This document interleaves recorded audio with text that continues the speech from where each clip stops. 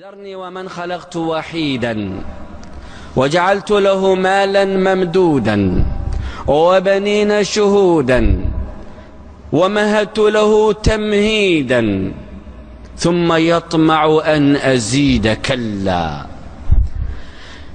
إنه كان لآياتنا عنيدا سأرهقه صعودا إنه فكر وقدر فقتل كيف قدر ثم قتل كيف قدر ثم نظر ثم عبس وبسر ثم أدبر واستكبر فقال إن هذا إلا سحر يؤثر إن هذا إلا قول البشر حسبي الله عليه ونعم الوكيل.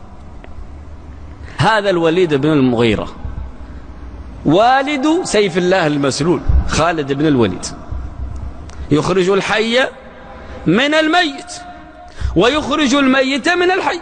عدو الله ورسوله يخرج منه سيف الله المسلول.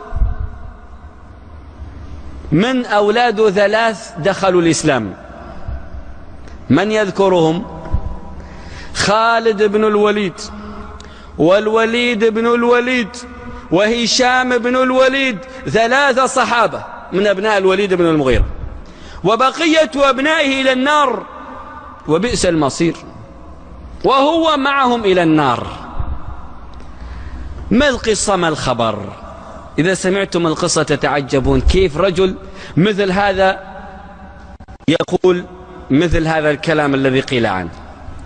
القصة بما فيها أن النبي صلى الله عليه وسلم كان واقف يصلي يقرأ من القرآن، وكان يقرأ من الحواميم، وإذا به يمر الوليد ويقف يستمع لقراءة النبي صلى الله عليه وسلم. فلما سمع قراءته إذا به النبي صلى الله عليه وسلم يقرأ فأنذرتكم صاعقة. الوليد قال له حسبك يا محمد لا تكمل، وخاف من صاعقة، فرجع إلى قومه قال لهم أطيعوني، هذا الكلام الذي يقوله محمد أعلاه مغدق وأسفله مثمر، وإنه لا يعلو ولا يعلى عليه، وإن له لحلاوة وإن عليه لطلاوة، والله ما هو بالشعر، وإني لا أعلمكم بالشعر، وما هو بالنثر، وما هو بكاهن، وما هو بقول مجنون، وما هو بشاعر، وما هو بشعر. فقالت العرب أسلم، أصبأ الوليد، كلام هذا ما يصدر إلا عن مسلم. وذهب الوليد إلى بيته وقد أدى ما عليه، وليت سكت.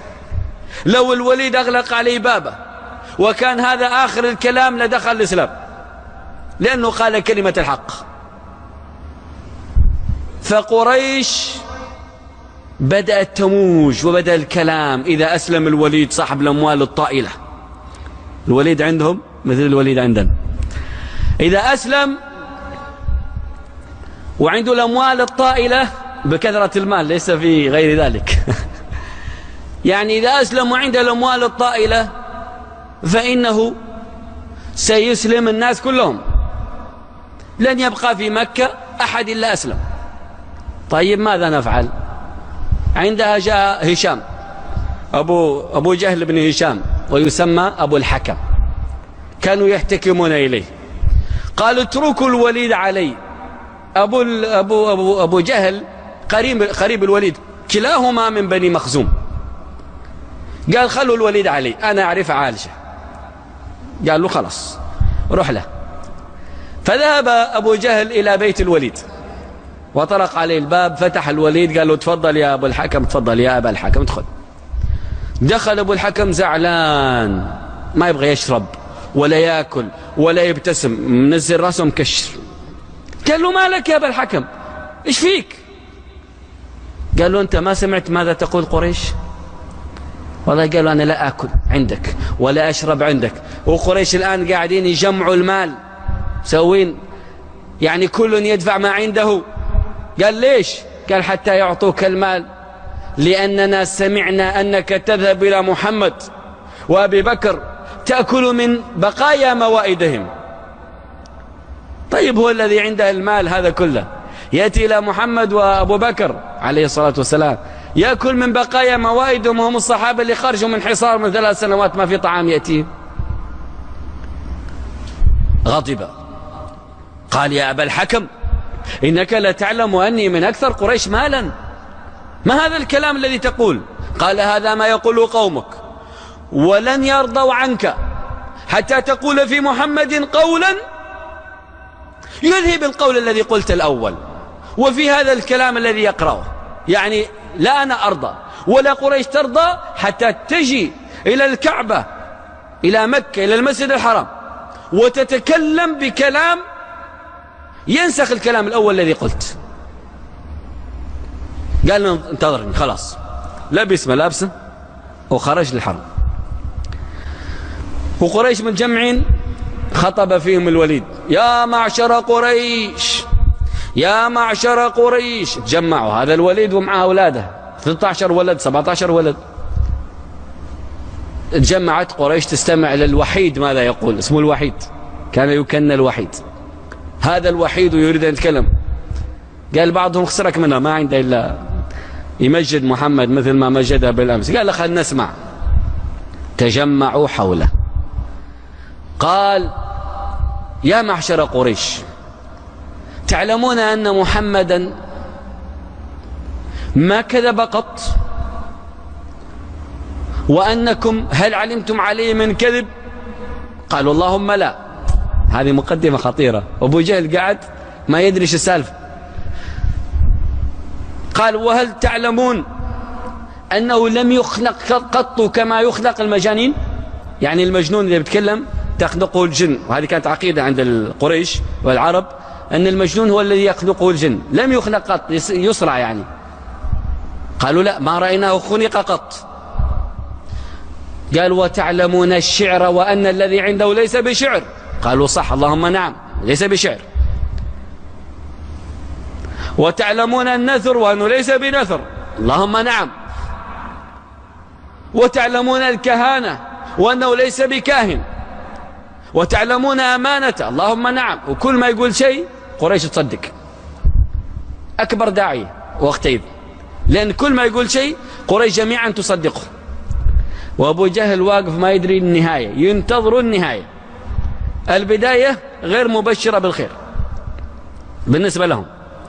طيب النهاية سكت. وذكر القرآن وصفه ماذا فعل بالضبط. طيب خلينا نرجع للقرآن إلى هذا الموقف وننظر حديث القرآن عن الوليد ووصف القرآن لشخص الوليد وهو يتكلم في قريش. ذرني ومن خلقت وحيدا وجعلت له مالا ممدودا وبنين شهودا ومهدت له تمهيدا ثم يطمع أن أزيد كلا. ليش ما زدنا؟ إنه كان لآياتنا عنيدا سأرهقه صعودا. طيب لماذا بدأ الآن نقل الحدث بالصوت والصورة من القرآن لما حصل للوليد؟ يوم قال تعلمون أن ليس كذا وليس كذا وليس كذا، فكر إيش الكلمة اللي يمكن لو قالها لأرضى قريش ورجعت له مكانته. إنه فكر إيش يقول؟ تعرف تفكير؟ طيب الواحد اللي يفكر شو يسوي؟ في الغالب ماذا يفعل؟ قاعد يفكر. التفكير أحد أمرين، إما ينظر على جنب، وإما يرفع رأسه ينظر إلى أعلى، وإما ينظر أسفل.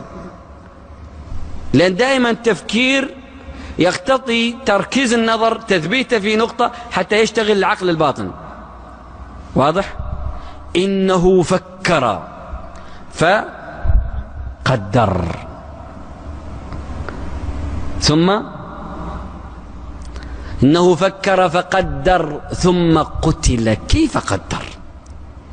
يعني مهما قدر، مهما جاب كلمة يردها العقل الباطن لا.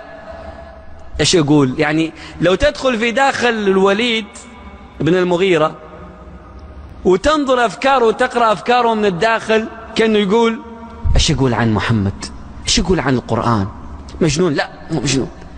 فكان ردة الفعل المتحركة الصامتة ينقلها القرآن. نقول مجنون؟ لا، نقول صح، لأنه كل هذه الأقوال التي ينقلها في عقله قد نفاها المجتمع في الظاهر. فكر فقدر ثم قتل كيف قدر ثم نظر ثم عبس. تعرف معنى عبس؟ الواحد إذا يفكر ولا تجي له نتيجة يعبس وجهه، عبس يعني أصبح وجهه معبس من شدة الزعل. ثم عبس وبسر. البسر خاص العبس للوجه كله، والبسر للمنطقة هذه، منطقة ما بين العينين. هذه المنطقة هذه منطقة البسر، يكمش المكان هذا فيصبح مثل البسر. تعرف البسر؟ التمر اليابس اللي يكون معفط. ولذلك كما في حديث عائشة لم يكن إلا البسر، حديث ما يأكله النبي صلى الله عليه وسلم، التمر الذي نشف ويبس وأصبح في كمش، يعني في تجاعيد. عبس وجهه كله وبسر قطب حاجبيه. عبس وبسر، ثم عبس وبسر ثم أدبر، لأنه يريد يخفي معالم الوجه عن قريش، لأن هذه المعالم غير جميلة. كان واقف يتكلم وشوي عبس وشوي بسر ثم أدبر، راح، وقريش مكانها، مشى على خلفه يبغى يخرج من الأزمة التي هو فيها، كيف يرضيهم، ماذا يقول. ثم أدبر واستكبر، يعرف أن كل ما قلب القرآن يمين يسار لا يجد كلمة يمكن تصف القرآن إلا كلمة حسنة. النبي صلى الله عليه وسلم لن يجد وصفا يصفه إلا وصف حسن. ماذا فعل؟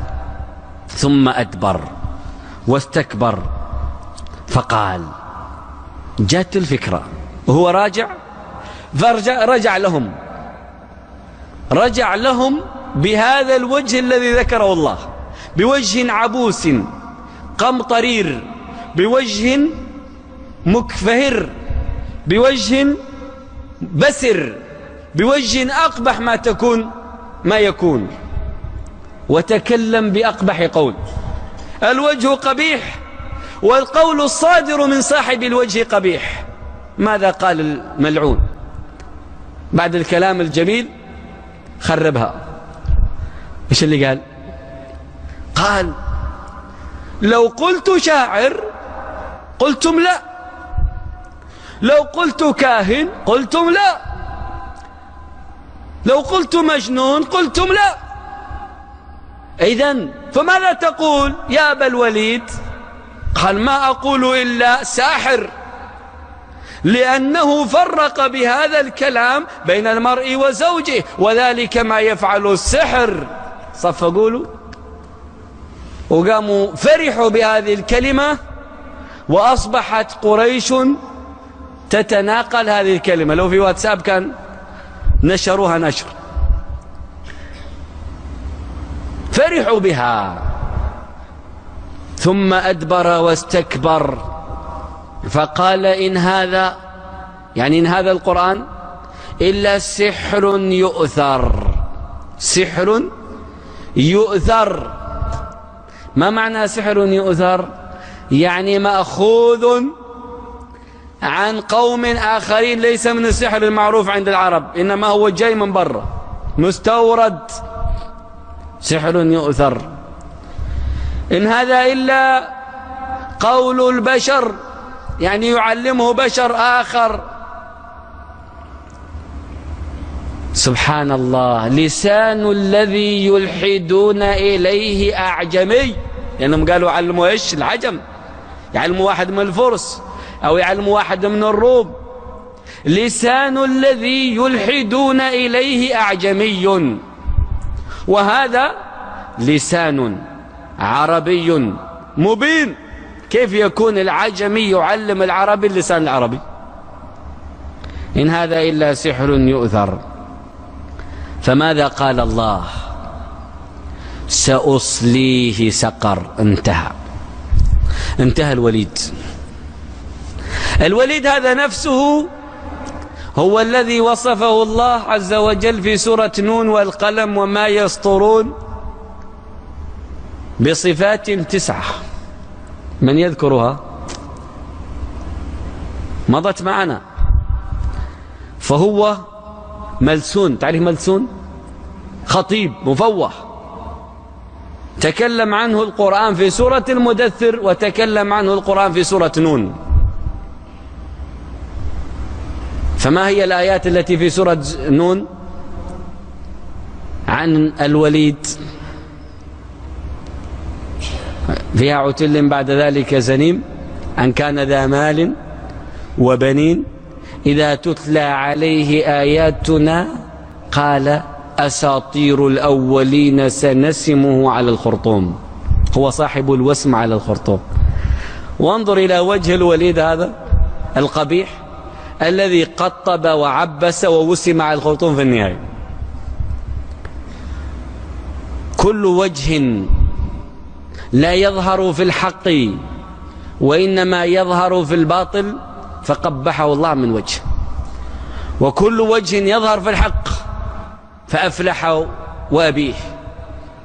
أفلح وأبيه. وجوه يومئذ ناظرة إلى ربها ناظرة. وجوه الحق، وجوه أصحاب الحق. ووجوه يومئذ باسرة عبس وبسر تظن أن يفعل بها فاقرة. سأصليه سقر. ما هي سقر؟ سقر اسم من أسماء النار، وهذا الاسم خاص بالدرك رقم 6. إن أعجبك الفيديو لا تنسى الضغط على زر أعجبني ومشاركة الفيديو، ولكي يصلك كل جديد اشترك في قناة